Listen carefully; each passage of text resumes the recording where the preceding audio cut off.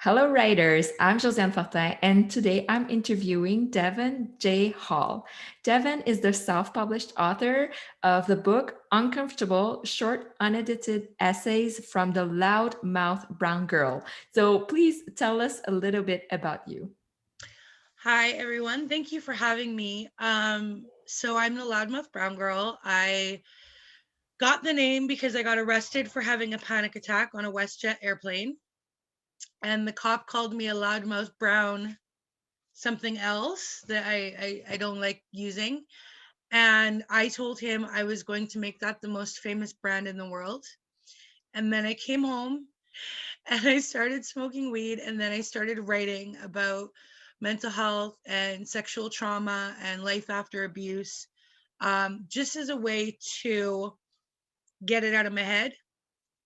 And then before I knew it, 3 years had gone by, and I had become the loudmouth brown girl, talking about all of these things and reaching out to other people and building a community around healing. That's so awesome. And you decided to write a book. So when did this idea come to mind?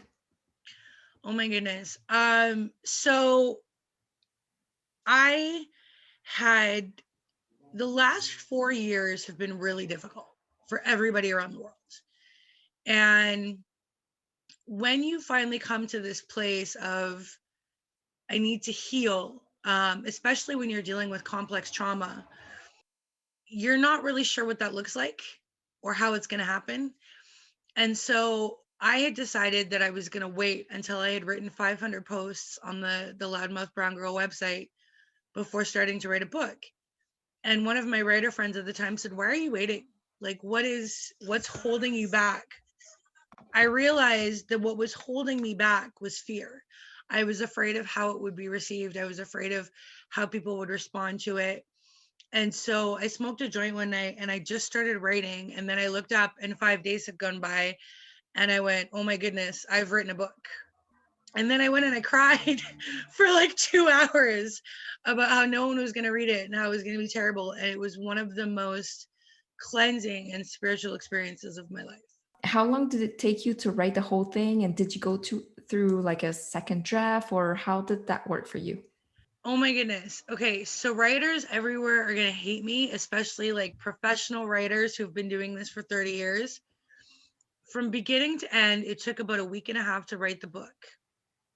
And every day I wrote an essay, and sometimes I would go back and delete it, and sometimes I would just be like, "Nope, it's done. That's it," and leave it alone, pretty much like my blog posts.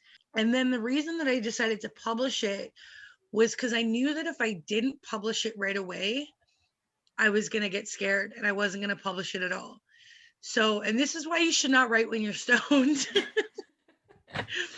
because you don't do things the way you would do them when you're sober. Um, so once the book was finished, I kind of looked at Amazon and I was like, "Yep, I'm going to put it out there." And I contacted my friend Kim Rhodes, who is a ridiculously famous actress. And I was like, "Will you read this and tell me what you think?" And she read it and she wrote back this beautiful text about how it had punched her in the face with my words. And I said, "Would you be interested in writing like the back blurb for it, because I really couldn't think of anybody else who got me the way that she did." And on my website, when you go to my About Me page, you'll find that the essay written there by my friend Stephen Coughlin is also in the book. And so part of publishing the book was my way of saying to the world, like, to be honest with you, when I started talking about what I had been through and the experiences that I had had with sexual trauma, I really thought the men that had abused me were going to come back and kill me. So my motivation for publishing the book was, if I die this year, at least my words will be out there and they can't take that from me. And so that's why I published it. It was genuinely out of fear that I wouldn't get the opportunity to do it later. Knowing what I know now and being a little bit less afraid, I probably would have done things differently. But by the same token, the book wouldn't exist if Yeah. I hadn't had that fear. So I'm glad to see that you're here today to talk about it. That Too. sounds really scary. And so, what have you learned? Like you were saying, you would have done things differently. What would you do different today? I mean, I made a complete career shift. I quit my job about 5 years ago. And for the first time in my life, I was like, what am I going to do? And I knew that I wanted to be a writer. I just didn't know how I was going to get there. But I think one of the things I would have done differently is I would have put some money away so that I could have gotten it edited, because editing is very expensive. Don't get Mhm. me wrong, it's a great book and you should all buy it and read it. It's amazing, and every essay in there is beautiful. However, it would have been nice if I could have had somebody look it over and kind of detail it a little bit so that it was a little prettier. But I think for the most part, I'm just really proud of the fact that it exists at all, considering how long it took me to get here and how much I've been through. Yeah. And that sounds like a good advice to give to aspiring authors, but do you have other advice that you'd like to share? Be unafraid. A lot of the posts on my website, when you go to Loudmouth, there's political stuff and there's theological stuff and there's even some fiction posts that I've written, just to kind of as a writing exercise. I am very rarely afraid of how my work is going to be received, because after 4 years, if the idea of loudmouth brown girl doesn't smack you in the back of the head, nothing that I say can surprise you. And I think that the best writing is writing that challenges you. For instance, this is Black History Month. And instead of writing a post about all of the people who came before me, I wrote a post about how angry I am that we have to have a Black History Month, that we have to pay attention to the fact that all of these millions of people who came before me died because of racism and abuse. Like, that's not something to celebrate for me. That makes me angry. Most people are writing about all of the people that came before, like Harriet Tubman and George Floyd and Breonna Taylor, and that's wonderful, right? But by the same token, there are other angles that we can talk about, other topics and other issues that are wrapped in with Black History Month that we can talk about. Your writing should be about you. When you're writing blog posts or essays, your readers should be able to be like, I know this person because they're telling me how they feel. They're showing me how they think. I understand that how they smell oranges might be different from how I smell oranges because they're telling me how they smell oranges, and that's not how I smell oranges. Right. So it should be, throw yourself into your writing. Put everything you have, throw paint at the wall and see what happens. Because for me, that's when the most beautiful posts come out. Yeah, sounds good. And so you're not afraid, like you said, to put your whole self on the table, which can be really scary for most people. And also, I wanted to hear you talk about how you decided to quit your job and become a writer just like that. That was really, It's so funny because it was just like that. I was working at a church, and my mom worked there, and they had decided that they wanted to do things differently than we had been doing them for the previous 15 years. And so they let her go, and they didn't really have a reason to fire me. And as soon as the new person came in, I listened to all their ideas. I listened to what they had to say, and I was just like, this is not how we do things. And this is not conducive to the community that we had spent 15 years building. And sure enough, 3:59, and I said I quit. Like, I'm out. I cannot continue down a path that is making me miserable just so I can get a paycheck every month. And unlike a lot of people, I am on disability. I've been on disability since I was 18 because of all of the trauma that I have been through. And the disability check allowed me to volunteer at this church, where I eventually ended up having a part-time job where I was able to help people. I was helping people get into recovery. I was providing meals. I was running programs, and it was wonderful, but I was really miserable every single day we would get a phone call, so and so overdosed, or somebody's girlfriend was beaten up by somebody because he was in a drug rage, or something miserable was happening every day. And so when I quit my job, it was sort of like, what the hell am I going to do now? Okay, I'm on disability. My rent is paid. My medical bills are paid. That's covered. I talked to my social worker and I was like, I don't know what I'm going to do. And she said, honestly, take some time for yourself. My entire 20s had been about helping other people, and that was wonderful and superheroic or whatever. But I hadn't, your 20s are supposed to be about discovering who you are. Most people go to college. That was not an opportunity that was available to me. So when I quit my job, it was like, I'm going to sit for a year and not do anything and not think about anything and just kind of figure myself out. And I started dating myself. I would go to Vancouver, which is close to where I live. I would go for coffee dates and dinner dates and go to the movies and wander the city and just be a tourist in my hometown. And I started realizing that I wanted to write. Like I woke up and I was just like, I want to write today. I want to write about how I'm feeling. I want to write about how I'm thinking. I want to write about what I'm doing. And shortly after I started Loudmouth Brown Girl, I started a fiction blog. And I started to realize that I really enjoy doing fiction blogging as opposed to writing novels, because when you're writing a novel, you have to have all the pieces to the puzzle. When you're writing a fiction blog, you get to plug and play the pieces where you want to go. So I'm working on my second fiction blog, and I'm looking back at the first one going, I know exactly why that didn't work.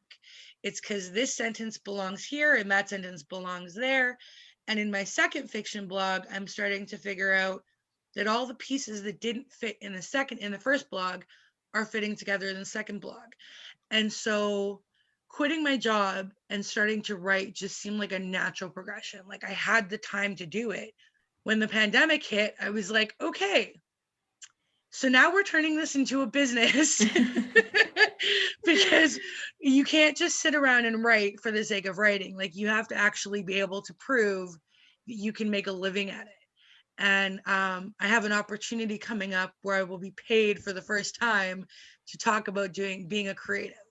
So it took about 4 years from quitting my job to getting to this point, but I'm here now and I'm like, I get paid to do this now. That's Awesome. awesome. And what advice would you give to someone who's looking to self-publish? Because you went through that process. You self-published on Amazon, right? Yes. Did you self-publish on other platforms too? No, and I'm not by any stretch of the imagination an expert in self-publishing at all. It really, really is super easy. Anybody can do it. And some people say that devalues the craft, but I disagree with that. Oprah once said that every single human on this planet has a story.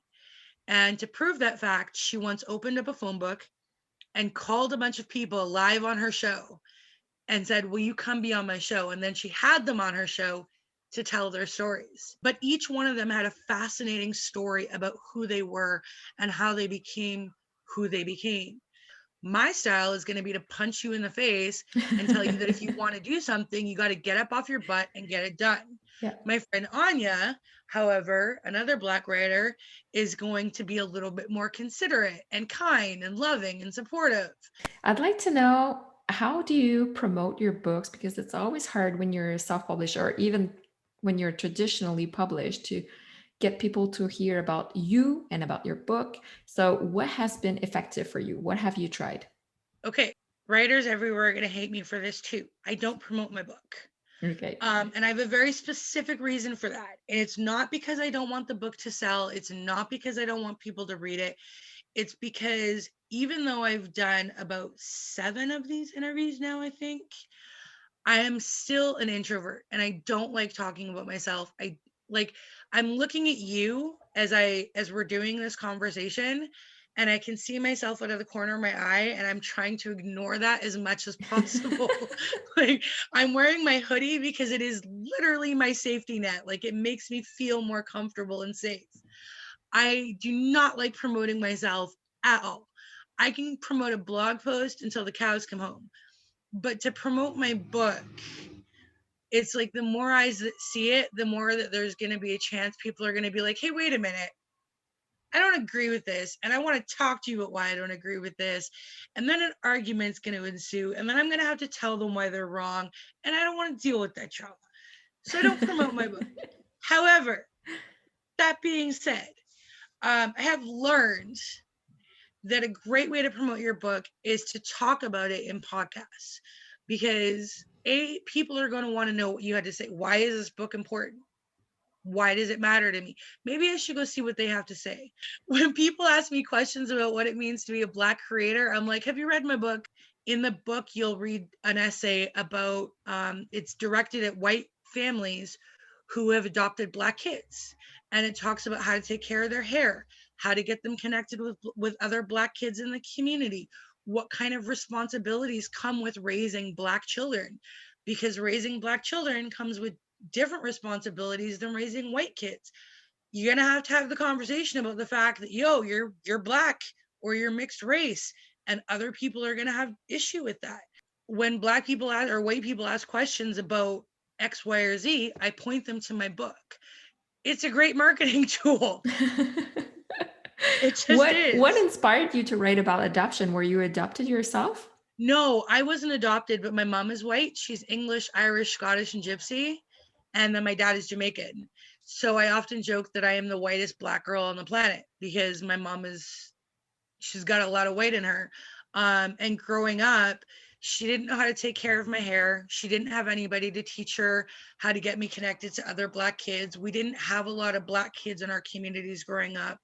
And so it was really easy to translate my experience to the experience of other Black kids who are being raised by white people, whether they're adopted or it's genetic. The experiences of Black kids are the same. We deal with racism, we deal with bigotry, we deal with isolation, we deal with not knowing how to take care of our hair. Like, the Black hair industry is massive. That is $1 trillion industry. If you can get in on that, you will get paid, because a lot of Black kids grow up not knowing how to take care of their hair. So they're going to YouTube videos, they're buying books, they're reading and learning about stuff as adults that they weren't taught as kids. So it was really important to me to address that in the book, because when you're writing on a blog, that's one platform. Twitter is another platform. Then you have Instagram. Well, your book is a platform. And it's important for your book to represent your overall brand. And my overall brand is being the loudmouth brown girl who talks about things that are uncomfortable for people, which is why it's cool that a good portion of my audience is white people, because they're being educated through my words, which is kind of neat. Kind of weird, but it's kind of neat. So you were helping people still. Like, you didn't want to keep helping people, but you That were was still not the helping. intent. Everything that I've done to this point, starting the blog was about dealing with my mental health and finding an outlet. Writing the book was just about, like, can I even do this? Is it possible? Just to show myself that I could. Starting the podcast, we were in the middle of a pandemic and I was lonely, and I was like, I'm all alone and I have no friends and I can't go anywhere, do anything, and I needed people to talk to. So it's all been selfish, but the benefit of putting your words out there for other people is that they learn from your experience, and they tell you that they've learned from your experience, and then you feel good about your own experience, and it builds your confidence and you take more risk, and it just feels really cool. So right now, are you focusing more on creating content for your blog, or are you working on other books? Literally after I published the first book. And then I tweeted out that I had published it, and it was like 2:30 in the morning. And I'd done that on purpose because I didn't want to make a big deal about it. And someone was like, so when's the next one come out? And so I am working on a second book. I'm still working on the podcast. I'm still creating content for the website, but I'm also working with an amazing group of cannabis educators from around the country of Canada who are teaching people how to use cannabis, which just feels really cool, because it's one thing to say I wrote my book when I was stoned. it's another thing to be like, here's this amazing medication that helped me get over my anxiety, my fear, my depression, and has taught me so much about just being a woman of color in this crazy wild world we live in. So I get to work with education. I just joined a group of amazing women called the Afro Canada Bud Sisters, all brown women from around the world that smoke weed and are creative and wonderful, wonderful human beings. Um, so writing the book was a selfish act. Creating the website and the podcast was a selfish, but the benefits of who I've become since writing the book far outweigh how many sales I've had or how much money I've made. Sounds like you're That makes really sense. busy. You have a It's lot going crazy. on. I don't know how this happened. 4 years ago, I was sitting here smoking weed and writing, and now all of a sudden, people are like, "So we want to pay you for this," and I'm like, "Wait, really?" Like, I still don't know how it all happened. It just goes to show that when you persevere, then like doors Yeah, end up opening. Like it will just happen. It will just yeah. work out. And you talked about a lot of your different things that you're working on. If people want to know more, if they want to connect with you, where can they find you on the internet? I am on Twitter almost exclusively, like I would say 23 hours a day.